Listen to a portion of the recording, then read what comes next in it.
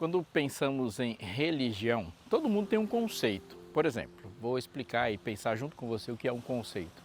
A gente pode pensar numa árvore como um conceito. Uma árvore tem um tronco, raiz, galho, folhas, algumas têm frutos, mas isso é uma ideia que temos de árvore. Mas aí quando a gente pode falar de uma laranjeira, de uma pereira ou de uma mangueira, é porque elas são nomes específicos. Então, religião em si, as pessoas vão colocar algumas coisas ali, alguns elementos que caracterizam uma religião. Então vamos pensar, a maior parte das religiões do mundo tem uma forma de se salvar, sair de um estágio de mal e ir para o estágio de bem. Todo mundo entendeu que tem coisas erradas acontecendo nesse mundo e não está fechando a conta. Então se pensa que poderá ter uma transcendência para um outro lugar. Quando pensamos em religião, na sua maioria também, se pensa em uma pessoa se tornando uma pessoa melhor, um desenvolvimento pessoal, uma viagem para dentro de si mesmo, e essas são frases comuns que estamos ouvindo por aí. E é comum também pensar em religião e ter um paraíso, um mundo por vir, algo perfeito e sonhado, que não é visto diante dos olhos. As grandes religiões do mundo e as pequenas também pensam dessa forma. É neste momento que chega um desafio para você e para mim, porque quando pensamos em religião verdadeira, são esses mesmos os elementos que devem necessariamente compor? Ou você tem pensado numa religião como aquele sonho de umas férias numa praia deserta, onde tudo é bonito e só tem você lá? Pode ser que essa não tenha nada a ver com a religião de Cristo. Por isso eu peço que você não saia daí, porque está só começando o Fé para Hoje.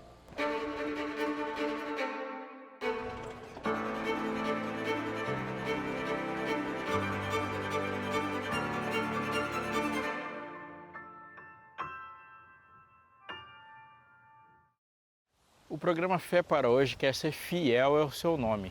Sim, a nossa proposta é chamar com você, dialogar sobre como a Bíblia pode responder às nossas perguntas do dia a dia na contemporaneidade. Tem uma frase maravilhosa de Martinho Lutero, quando ele diz que se a sua religião não está respondendo às perguntas do seu tempo, ela já começa sendo falsa. Uau, que paulada, né? Porque a gente não vive em outros tempos, nós vivemos no tempo presente, com questões do presente. Por isso eu peço para você, viva essa experiência de participar conosco do programa, mandando as suas perguntas para cá. Se você estiver assistindo pela televisão, corre lá no YouTube, que você vai ver o programa Fé para Hoje lá, tanto ao vivo como na nossa página do Fé para Hoje no YouTube. Então você escreve lá sua pergunta nos comentários, que nós vamos fazer questão de ler e respondê-la aqui. Você pode também mandar pelo Instagram, lá na nossa conta no Instagram, no Fé para Hoje, você manda lá uma mensagem para a gente se sente muito feliz quando você faz isso. Chegou uma pergunta importantíssima, que eu acho que é uma pergunta de todo mundo. E a pergunta é: o que devo eu fazer quando eu me sinto fraco na fé? Eu vou te dizer uma coisa muito séria. Quando nós estamos percebendo que estamos fracos na fé, quando estamos preocupados com a fraqueza da nossa fé, isso já é um sinal de que Deus já está agindo para que você volte. Porque uma das características grandes da perda da fé é que as pessoas não se preocupam com ela.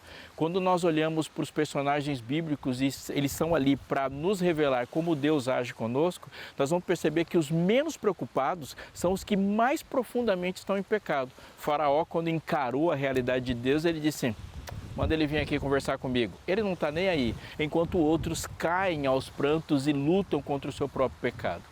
O que você deve fazer? A resposta de Deus é surpreendente nesse sentido. Você não faz, você se rende. A sua oração deve ser hoje: Senhor, eu não me sinto bem, quero ser reavivado. E se eu não sinto vontade de orar, como que eu devo fazer? Você ora pedindo vontade de orar. Exatamente assim. O que a gente deve responder ao Evangelho, e anota bem essa frase, é responder a ele em rendição. O Evangelho não requer obediência. Obediência é o que o Evangelho produz. O que o Evangelho requer é que você creia no poder de Deus e se renda a Ele.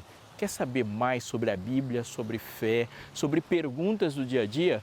Eu tenho uma dica muito importante para você.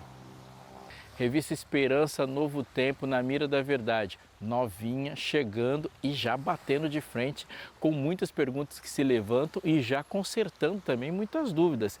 Essa revista foi lançada com perguntas que dizem respeito àquilo que você pensou, aquilo que a Bíblia responde e mais, de um jeito fácil de entender.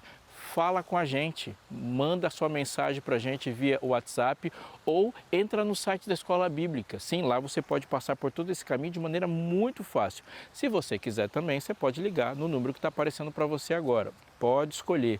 O que você não pode é ficar fora dessa. Quando você liga para a gente, você já recebe informação muito importante sobre isso. É de graça.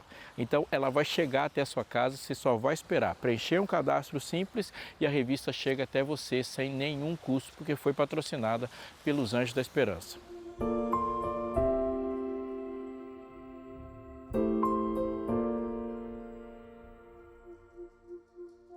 Jesus estava falando às multidões e fazendo o que era comum dele fazer.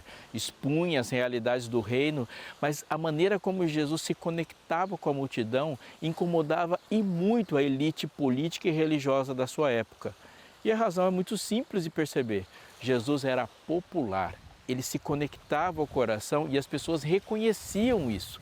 Ele não era um pregador comum ou alguém que falava da boca para fora. Havia uma realidade daquilo que Jesus falava e a autoridade dele impactava muito. As multidões estavam ali e o texto que a palavra que o texto usa é elas estavam maravilhadas com a sua doutrina.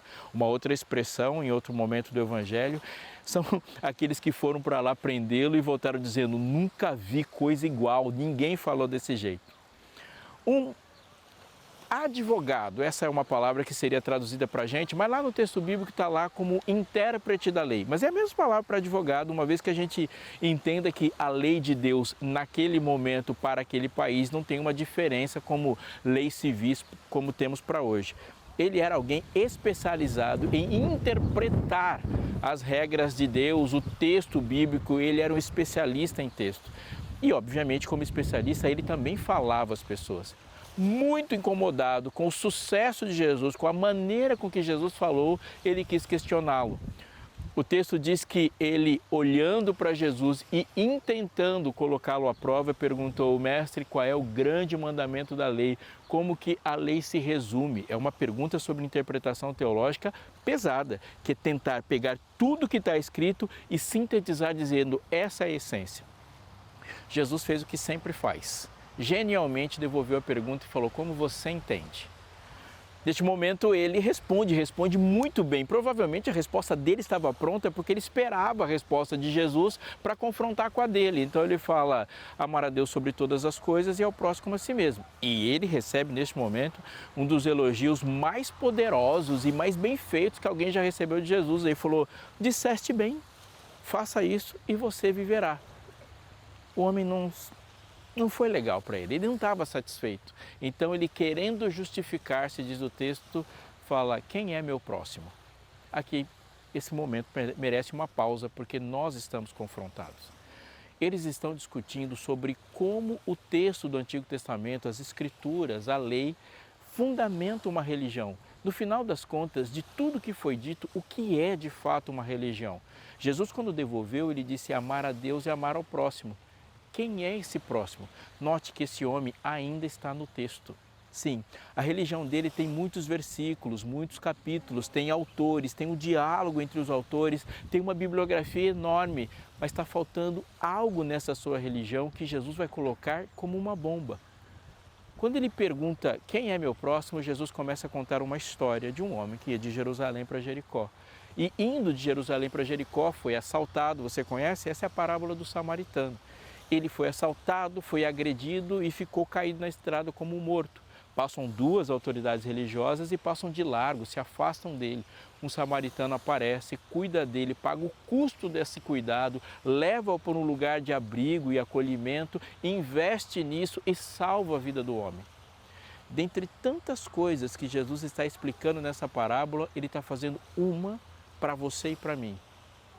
Ele está dizendo que se a sua religião tem versos, tem capítulos, tem um diálogo entre autores, tem um debate bibliográfico, tem hinos, tem canções, tem uma expectativa de ir de um lugar para o outro, tem uma ideia de paraíso, tem uma porção de regras morais. Isso ainda não é a religião de Jesus.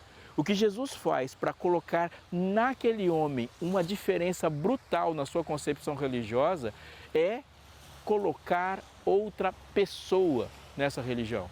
O que ele estava dizendo é que na sua religião tem um código moral, tem profetas, tem texto, tem interpretação de texto, tem uma teologia complexa, tem muitas coisas que se espera de uma religião, mas falta o principal. Na sua religião não tem ninguém, não existe pessoas dentro dela. O que a parábola do samaritano faz? Ela acrescenta outra pessoa no pensamento religioso. Quando Jesus começa a conversar e diz assim, um homem ia de Jerusalém para Jericó, e no decorrer da história há um relacionamento entre dois seres humanos onde a religiosidade de um passa ao largo do outro e determina a sua morte. A religiosidade de outro o entende como fazendo parte da sua religião e salva a sua vida. Amigo, o que Jesus está fazendo aqui não é de pouca importância. É de uma enorme importância, porque quando olhamos ao nosso redor, há uma porção enorme de propostas religiosas. E a pergunta de Jesus para a gente é, nesse seu código religioso, quantas pessoas estão dentro dele?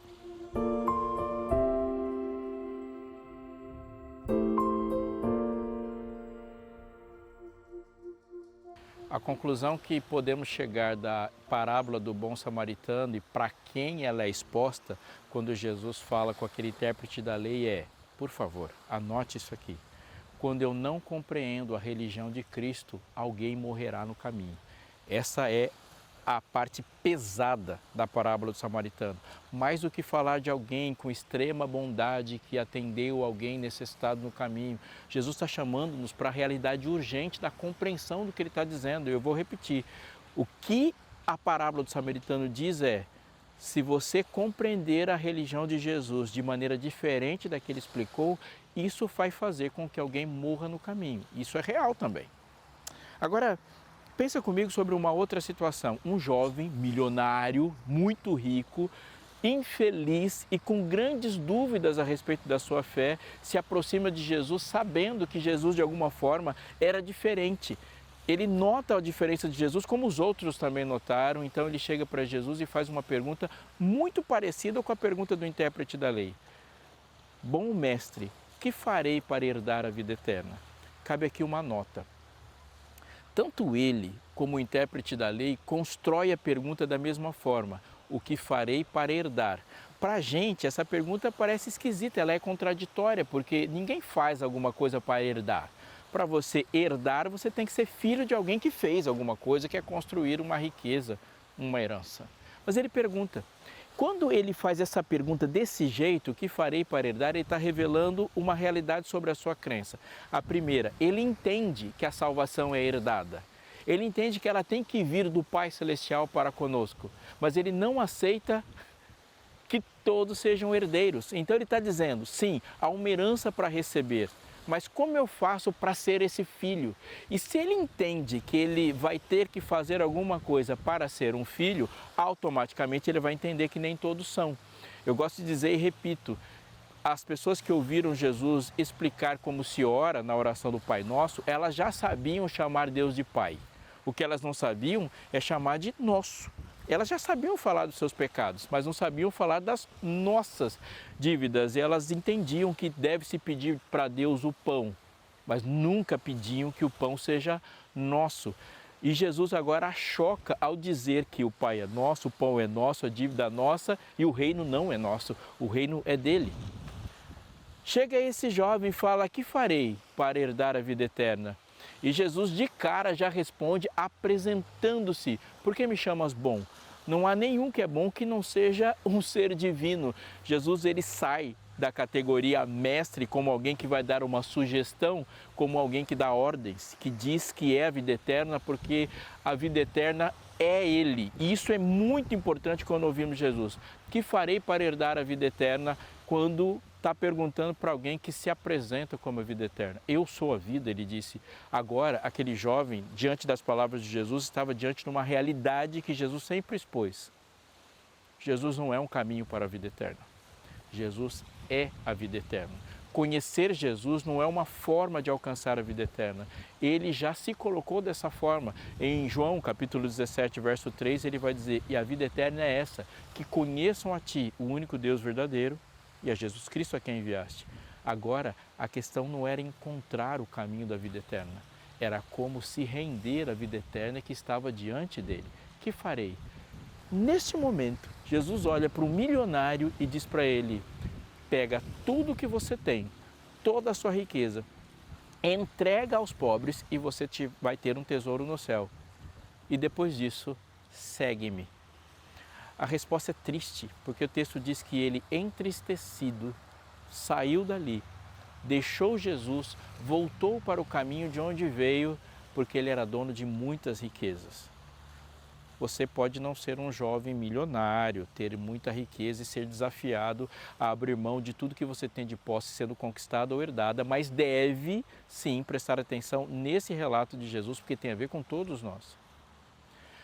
A lição do jovem rico é que quando a minha riqueza, quando as nossas posses não estão conectadas com a religião verdadeira de Jesus, alguém passará fome. Quando as riquezas são entregues para Jesus, elas não ficam nas mãos de Jesus, porque Jesus já é dono de tudo, mas elas vão parar no lugar certo. O que Jesus estava dizendo para ele é: você tem riquezas e as riquezas de todo o planeta, elas são de Deus, mas elas estão no lugar errado. Deus está tirando a riqueza de um lugar e colocando a riqueza onde ela de fato faz efeito, que é gerando alimentação e abrigo e suporte para aqueles que precisam. Mas em síntese, tal como Jesus falou com o intérprete da lei, aqui ele está dizendo para o jovem rico: quando a religião de Jesus verdadeiramente toma conta da nossa vida, as coisas vão parar no lugar certo. Quando a religião de Jesus verdadeiramente toma conta da nossa vida, ela inclui outras pessoas nela. Eu vou repetir, porque isso é muito importante.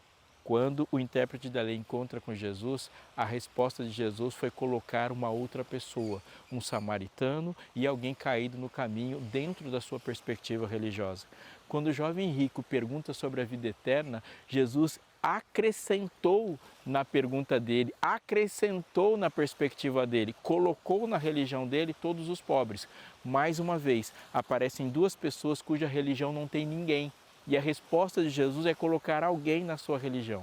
A religião pura e verdadeira, disse Jesus na Bíblia, a religião sem mácula é atender o órfão e a viúva nas suas necessidades. Sim, a religião de Deus envolve outras pessoas. Isso quebra completamente uma perspectiva de religiosidade que se desenvolveu na história, onde as pessoas se afastavam uns dos outros, se trancavam, e ainda tem muita dessa ideia por aí de gente que quer ir para o monte, quer ir para o mosteiro, quer ir para um lugar afastado e ali alcançar a sua santidade, quando Jesus fez exatamente o contrário. Ele ia onde as pessoas estavam, porque não é a presença das pessoas que nos tira da santidade de Deus, é exatamente o contrário. Quando o coração ele é tomado pelo egoísmo, mesmo estando ao redor das pessoas, nós queremos um céu só para a gente. Isso não é a religião de Cristo.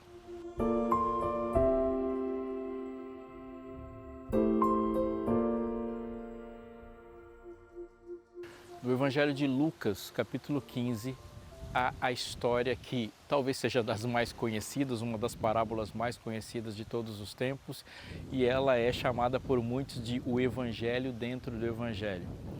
Ela sintetiza uma busca à volta daquele que se perdeu. Ela é a resposta para perguntas de fariseus e escribas que questionaram por que Jesus se associava, comia com pecadores. Por muitos anos, e a gente ainda vê muito a parábola do filho pródigo sendo contada, tendo o filho que sai como personagem principal. Mas quando nós olhamos para a parábola, não é isso que está lá.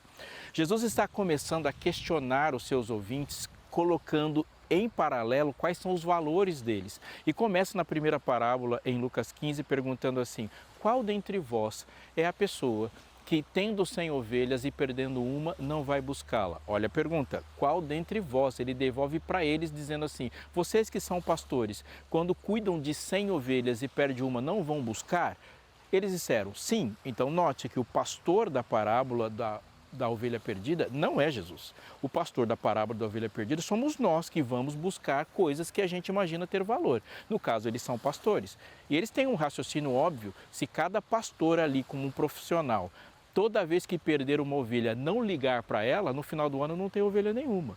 Ele diz, vocês não cuidam e não levam a sério alguma coisa que para vocês tem um enorme valor? Ele diz, eu também. E aí ele se coloca como personagem não metafórico na parábola, quando ele diz, haverá alegria no céu por um pecador que se arrepende. A ovelha está simbolizada como valor para a gente, mas ele se apresenta no final da parábola em explicação como um personagem não metafórico.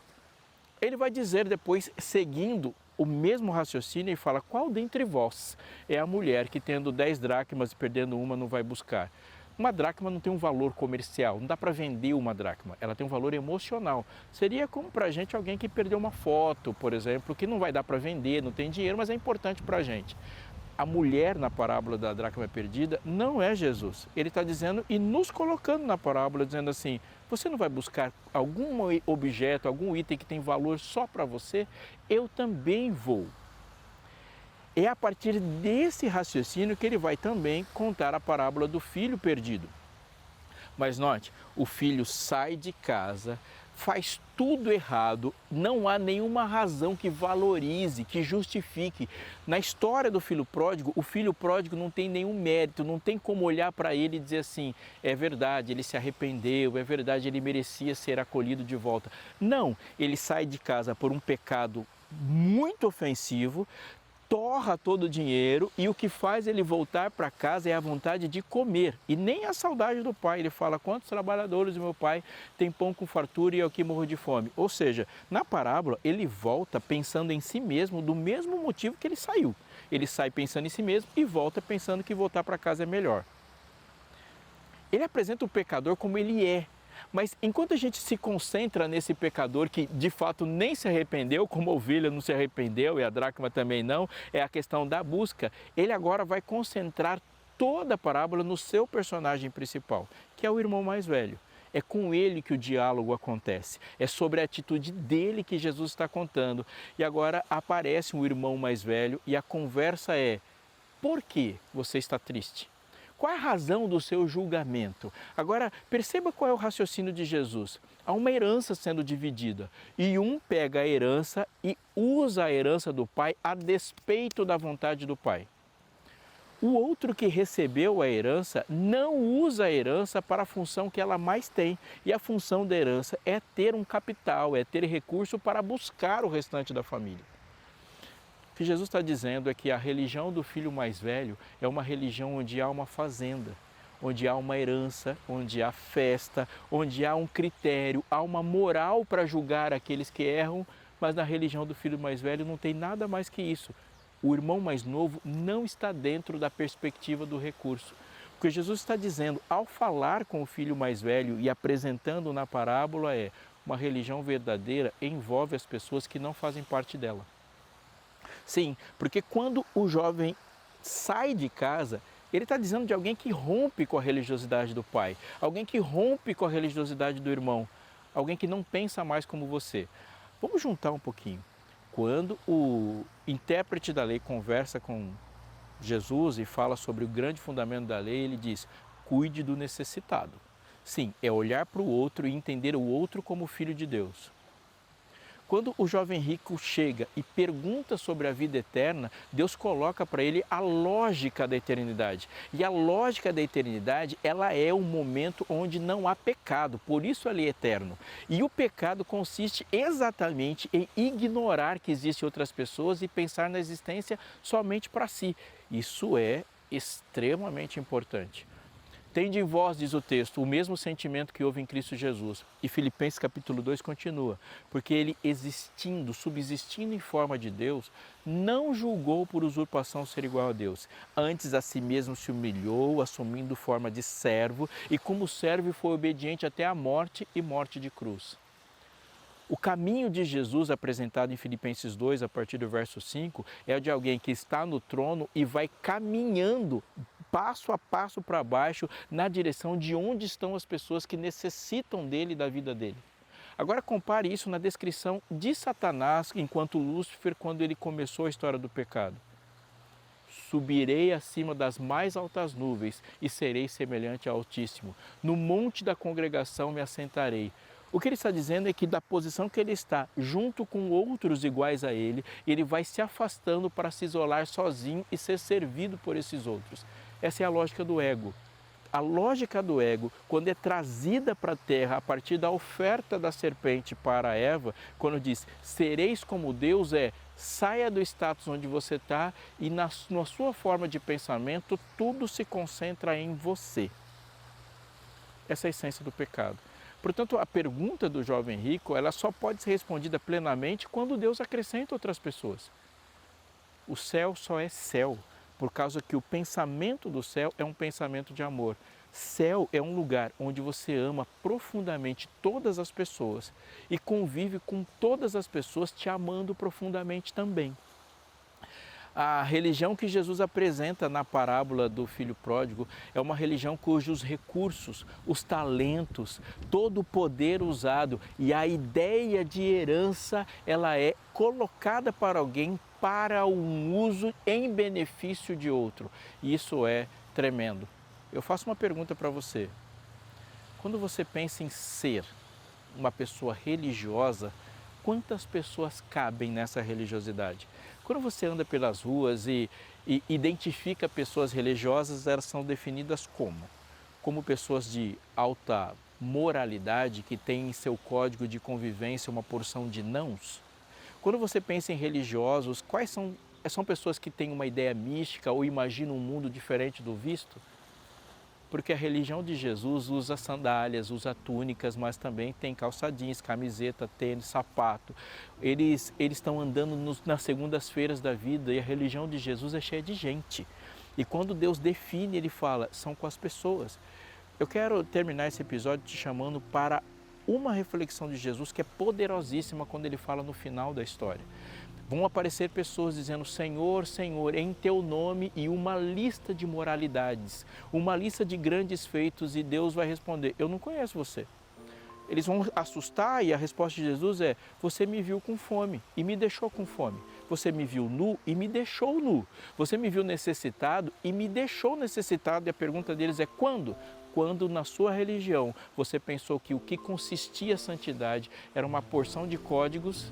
A resposta de Jesus para esse grupo definido como de perdidos é, na sua religião não tem ninguém, só você e o seu desejo pelo paraíso. No mesmo texto, aparecem pessoas que Jesus convida e Ele separa os bodes das ovelhas e chama-os para o reino do Pai. E eles perguntam a mesma coisa, quando foi, Senhor, que te vimos? E a resposta de Jesus, explicando as necessidades, diz, quando você fez para um desses meus pequeninos, a mim o fizeste.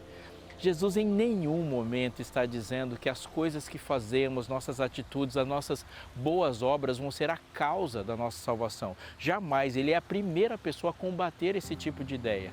Mas Ele vai reafirmar o tempo todo que a maneira como nós vivemos, como pensamos as pessoas, como pensamos o futuro, tem a ver com o caráter do Deus que nós servimos. Deus se apresenta como um Deus que abençoa, que estende a mão, que salva. E é claro, Ele espera que aqueles que são reflexo do seu caráter façam assim.